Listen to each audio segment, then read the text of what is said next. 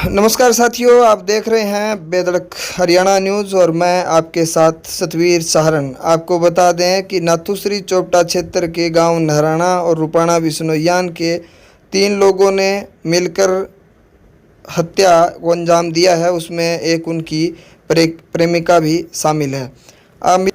मिली जानकारी अनुसार आपको बता दें कि सुरजीत पुत्र रामेश्वर जाति खाती उम्र 39 साल निवासी नराणा पुलिस थाना नाथुश्री चोपटा जिला सिरसा। दूसरा है विकास पुत्र भरत सिंह जाति नायक उम्र 22 साल निवासी रुपाना बिश्नोईयान पुलिस थाना नाथुश्री चोपटा। और तीसरा है विनोद कुमार उर्फ लंबू पुत्र हीराराम जाति मेघवाल उम्र 26 साल रुपाना बिश्नोईयान। पुलिस को जो जानकारी मिली है उसमें चौथी जो अभियुक्त है, जो आरोपी है, वो श्रीमती निर्मला पत्नी स्वर्गीय जयकरण जाति जाट उम्र 42 साल निवासी चक एक MRN रोही जनाना। आपको बता दें कि यह कड़ी किस तरह जुड़ी हुई है। ये जो लड़की है, जो जिसकी पत्नी थी जयकरण की, यह भी नाथुश्री चोपटा क्षेत्र के एक गांव की है। आपको बता दें कि ये जो सरजीत है, इसका मित्र था ये रुपाना का विकास और विकास का मित्र था ये विनोद। इन्होंने प्लानिंग के तहत जनाना निवासी जो चक है, पुलिस ने जहां से संदिग्ध लोगों की कार्रवाई शुरू करी है, वहां पर इनका आना जाना था और इस महिला के साथ इनके अवैध संबंध थे। इसमें अवैध संबंध बताए जा रहे हैं कि सुरजीत सिंह के अवैध संबंध थे और उसके जो मित्र थे उन्होंने मिलकर इस हत्याकांड को अंजाम दिया है। मिली जानकारी अनुसार इस पूरी प्रक्रिया में जो अधिकारी रहे उनकी जानकारी हम आपको दे देते हैं। इसमें सुश्री कविता पूनिया जी हैं, थाना अधिकारी पुलिस थाना भिरानी हैं, श्री रामकरण जी हैं, श्री कमलजीत जी, श्री विकास कुमार जी, श्री देवीलाल जी, श्री अजय कुमार जी, श्री श्रवण कुमार, श्रीमती सुनीता, श्रीमती सचिन कुमार जी, नौहर एवं हरियाणा के Shri Hariom in charge STF Hisar, Shri Anoop ASI Hisar, ASI Rajesh Fatehabad. ये पूरी टीम थी जिन्होंने इस ब्लाइंड मर्डर को उजागर करने का काम किया है। आपको बता दें कि इस महिला के कहने पर ही इसके प्रेमी ने अपने साथियों के साथ मिलकर हत्या को अंजाम दिया है। इस मामले में पुलिस किस तरह से हत्या आरोपियों तक पहुंची, उनको कैसे पकड़कर कैमरे के सामने लाई, समाज को इसकी पूरी जानकारी दी, तो हमारे साथ जो भिरानी थाना में तैनात अधिकारी हैं वो क्या कुछ कहते हैं, वो बातें भी हम आपको सुनवा रहे हैं। 2 तारीख को सुबह 7-7:30 बजे से एक सूचना मिली थी कि बामनवास की रोई में एक डेड बॉडी पड़ी है, जिस पर मैं सब इंस्पेक्टर रामकरण व थानाधिकारी सुश्री कविता जी व स्टाफ लेकर मौके पर पहुंचे। तो जयकरण नाम का व्यक्ति ट्रेस हुआ, उसके भाई जगदीश ने उसको शिनाख्त किया। फिर उसकी मोर्चरी में ले जाकर के पोस्टमार्टम कराया गया और पोस्टमार्टम कराने के बाद गाँव वालों ने और वहाँ के हाव भाव से ये संदिग्ध लगा। तब उसकी कॉल डिटेल व मोबाइल आदि ली गई, जिसका विश्लेषण करने के लिए हमारे कांस्टेबल एक्सपर्ट देवीलाल व विकास को लगाया गया। तो देवीलाल ने बहुत सारी कॉल डिटेल्स का विश्लेषण करके और इसको अहम भूमिका निभाई। फिर इसको ट्रेस किया गया तो ये सरजीत के 2 साथी विकास व विनोद जो रुपाना बिश्नोईयान के हैं और मृतक जयकरण की पत्नी निर्मला ने मिल करके उसकी हत्या की। फिर टीम गठित करी थानाधिकारी कविता जी पूनिया के निर्देशन में। थाना SP साहब हनुमानगढ़ के निर्देश व श्रीमान SP साहब हनुमानगढ़ के निर्देशन में सुपरविजन में व श्रीमान एडिशनल SP साहब नौहर के सुपरविजन व श्रीमान CO साहब भादरा के निकटतम सुपरविजन में टीम गठित की गई और टीम गठित थानाधिकारी महोदय कविता जी पूनिया, मैं रामकरण उप निरीक्षक, कमलजीत ASI, विकास कुमार, देवीलाल, अजय कुमार, श्रवण Kumar, Sunita Makani, Sachin constable DST Nohar, Haryana police के हरिओम इंचार्ज STF हिसार, अनूप सिंह ASI हिसार, SI राजेश फतेहाबाद आदि के सहयोग से चारों मुलजिमानों को आज गिरफ्तार किया गया है और अनुसंधान थानाधिकारी श्री कविता जी पुनिया द्वारा किया जा रहा है। आपने जो सर ट्रेस किया इस पूरे मामले को, कब आपको लगा कि इस मामले में ये लोग संदिग्ध हो सकते हैं? क्योंकि पहले तो इस प्रकार की घटना का पहले दिन तो आपको पता ही नहीं चला होगा। पहले स्वाभाविक दिन तो तौर पर। ऐसे ही वो शराब पीने का थोड़ा था उसका, इस कारण से लगा कि शराब पी कर गिर गया होगा, लेकिन जब कॉल डिटेल और निकलवा ली गई, इसकी पत्नी की कॉल डिटेल ली गई और जयकर्ण की मृतक की कॉल डिटेल ली गई, उसकी लोकेशन देखी गई और तो फिर ये सारी कड़ी से कड़ी सामने आई। सर जो आरोपी हैं इनसे क्या बातचीत हुई, किस कारण से इन्होंने इस घटना को अंजाम दिया? क्या बड़ा फैक्टर था? क्या कोई लोभ लालच या कोई और चीज थी? लोभ लालच, ये जो निर्मला मृतक की पत्नी है निर्मला, वो उसका कहना है कि वो मुझे परेशान करता था शराब पी करके और इस कारण से इसके साथ सरजीत के साथ उसके संबंध हो गए और इस वजह से उसने मरवा दिया। जमीन की कोई मामला था इसमें, ऐसा कोई फैक्टर सामने? जमीन की तो पहले ही उन्होंने रजिस्ट्री करवा रखी थी, 5 बीघा जमीन की निर्मला ने अपने नाम करवा ली थी और जो कुछ जमीन इन्होंने बेची भी थी 3-4 साल पहले 51-52 लाख में, वो पैसे भी उनके पास ही थे और अनुसंधान जारी है और भी जो कोई सामने तथ्य आएंगे वो खुलासा किया जाएगा।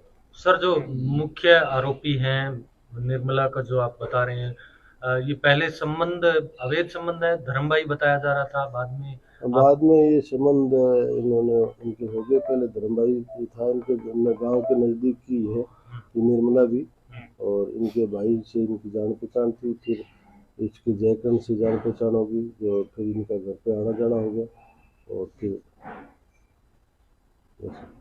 सर आपकी टीम में कौन कौन मुख्य जो लोग शामिल रहे जिन्होंने इस पूरे मामले को ट्रेस आउट किया, क्या कुछ उनका योगदान रहा, उसके बारे में बताइए। मेन तो कॉल डिटेल थी जो SHO साहब के निर्देशन में हमने निकलवाई और देवीलाल जो कांस्टेबल है हमारा रीडर है SHO साहब का, तो उसने विश्लेषण किया गया और कड़ी से कड़ी जुड़ी गई। कौन कौन सर आरोपी इसमें कौन आरोपी सरजीत है, विकास और विनोद और निर्मला। कौन कौन सी धाराएं सर इन पर धारा लगी? 302 है, 201 है, 120 बी है, 34 IPC है। सर जो आप बांबड़वास गांव में डेड बॉडी मिली और जनाना के ये लोग थे, किस प्रकार से वहां तक पहुंचे उस दिन 1 तारीख की? कब आपको सूचना मिल रही? 1 तारीख को ये 4:30 बजे घर से ये कह के गया था कि मैं भादरा जा रहा हूँ किसी की जमानत देने के लिए, जबकि ये सरजीत निर्मला की प्री प्लान से इसने जयकर्ण को बुलाया था। फिर निनाण से ये मिला, सरजीत उसको मिला, फिर निनाण के वहाँ फुटेज में भी आई ये उसमें गाड़ी में चढ़ते हुए पिकअप गाड़ी में सरजीत ने उसको चढ़ा लिया और फिर ये तीनों लोग उसको ले गए आगे, शराब पिलाई और फिर चिट्टे के इंजेक्शन लगाए और फिर गांधी के रास्ते से होते हुए वापस उधर जनाना की तरफ गए और वहाँ फिर बामणवास के पास गेहूं के खेत में बॉडी को डाल करके और चले गए। क्या सर जो मृतक था जयकर्ण, उसको नशे की ओवरडोज से वो मरा या कोई और भी उसके ऊपर कोई वो तो चोट? पोस्टमार्टम रिपोर्ट में तो अभी तक कोई खुलासा हुआ नहीं प्रथम दृष्टया आप लोगों को क्या FSL रिपोर्ट जब आएगी उससे पता लगेगा, लेकिन प्रतीत यही हो रहा है कि ओवरडोज, ड्रग्स के ओवरडोज से, शराब के ओवरडोज से उसकी मौत हुई और गला भी घोटा जा सकता है। जो ये आरोपी हैं ये क्या इनके पास पहले भी कोई आपराधिक रिकॉर्ड है या पहली बार इन्होंने इस प्रकार की आपराधिक रिकॉर्ड तो है। ये जो सरजीत है इसके NDPS का मुकदमा है, जेल में भी रहा है 5 साल तक, 10 साल की सजा हो रखी है इसको और एक दूसरा मुकदमा मारपीट का भी है और विकास और इसके भी जो विनोद है उसके इनके भी मुकदमे है मारपीट वगैरह। जो मृतक की पत्नी निर्मला है उसका बैकग्राउंड क्या था, क्योंकि ये दूसरी बार उन्होंने शादी की है, क्या पहली बार कोई बारे में, इसके बारे में आपने कुछ इसके जानकारी? बारे में अभी तक पहले बैकग्राउंड कोई नहीं है इसका, और आचरण जो है इसके बारे में गांव के लोग भी बताते हैं, इसके परिजन भी बताते हैं कि इसका आचरण थोड़ा खराब था, इस कारण से ये हत्या को अंजाम दिया गया। देवीलाल जी, आपने भी सीसीटीवी कैमरे वगैरह खंगाले हैं, सीडीआर भी निकाली, आपकी भी अहम भूमिका इसमें बताई जा रही है। कैसे आपने सर ये पूरा पॉसिबल किया, किस तरीके की आपने इसमें कार्रवाई की? इसमें सर जो हमारे थाना अधिकारी जी कविता जी पूनिया, जांच अधिकारी रामकरण जी, सब इंस्पेक्टर, इन्होंने बताया कि इसमें परिजन है और जिस हिसाब से डेड बॉडी मिली है सड़क के किनारे 10 फुट दूर मिली थी, उसके हत्या के मद्देनजर आशंका को देखते हुए इसमें सीडीआर के लिए इन्होंने मुझे निर्देशित किया। इसके बाद मैंने सैकड़ों नंबरों की सीडीआर मंगवाई, उसका विश्लेषण किया। जयकण जब घर से निकला तो उसका रूट चार्ट तैयार किया और उसके साथ उस समय हुई बातचीत के लोगों को भी सीडीआर मंगाकर उनका अवलोकन किया गया।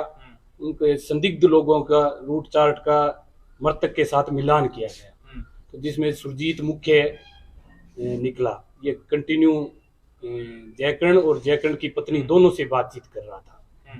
और उसके बाद हमने 99 से सीसीटीवी फुटेज भी प्राप्त किए, जिसमें सुरजीत अपनी पिकअप गाड़ी में मृतक जयकर्ण को बैठाता हुआ दिखाई दे रहा है। क्या सर इस मामले में जो मृतक है, क्या उसको पहले से कोई अंदेशा नहीं था कि इसके उसके साथ ही इस प्रकार की हो सकता है? पहले से कोई अंदेशा नहीं था। सुरजीत था ये मृतक के पिछले 2019 से उसके पास आ रहा था।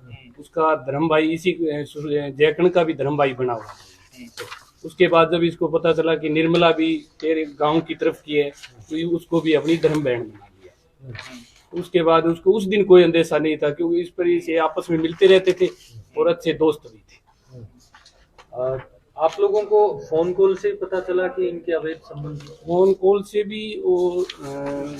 से भी और आसपास के लोगों से पूछताछ भी की, ग्रामीणों से, उन्होंने भी ऐसे शक जाहिर किया। ये जो 2 और लोग हैं मुख्य आरोपी के साथ साथ, इन लोगों का बैकग्राउंड कैसा रहा था और ये कब से आपस में जानकार थे आप लोग? इसमें से सुरजीत का ये विकास मुख्य दोस्त है, जो उसको कई सालों से जानता है, और विकास का ये विनोद अच्छा दोस्त है। तो इन लोगों के आपस में मोबाइल पर बातचीत होती रहती है और घटना के पहले दिन खूब बातें हो रही है इनकी आपस में। तो इन्होंने पूरी प्लानिंग के साथ पूरी प्लानिंग के तरीके से प्री प्लानिंग के साथ इन्होंने जयकर्ण का मर्डर किया। क्या इस मामले में सिर्फ ये 4 लोग ही शामिल है, या कोई और भी कोई आशंका जताई रही है? अभी तक कोई और लोग हो सकते हैं? 4 ही अभी 4। चलिए रामकर्ण जी, इस मामले में अब और जांच का दायरा आपका, जो पोस्टमार्टम की रिपोर्ट आएगी या जो और रिपोर्टें आएंगी उसके बाद बढ़ेगा, किस एंगल से अब और जांच उठाई जा रही है? इनसे पूछताछ में इन्होंने क्या कुछ और बताया? और ऐसे तो साल तफ्तीश कर रहे हैं इनसे, और भी जो तथ्य सामने आएंगे तो कार्रवाई पे लिए जाएंगे। आपके जो उच्चस्थ अधिकारी हैं, एसपी हैं, डीएसपी हैं, इन्होंने जब आपने इस ब्लाइंड मर्डर का पर्दाफाश किया, जाहिर सी बात उनको नॉलेज में है, तो उन्होंने क्या इस कार्रवाई के लिए आप लोगों को क्या संदेश दिया, क्या कुछ कहा? बहुत ही सराहनीय काम किया है एसपी साहब ने, हमारे एडिशनल एसपी साहब ने, सीओ साहब ने, ये कहा कि बहुत ही अच्छा काम किया है। शुक्रिया सर।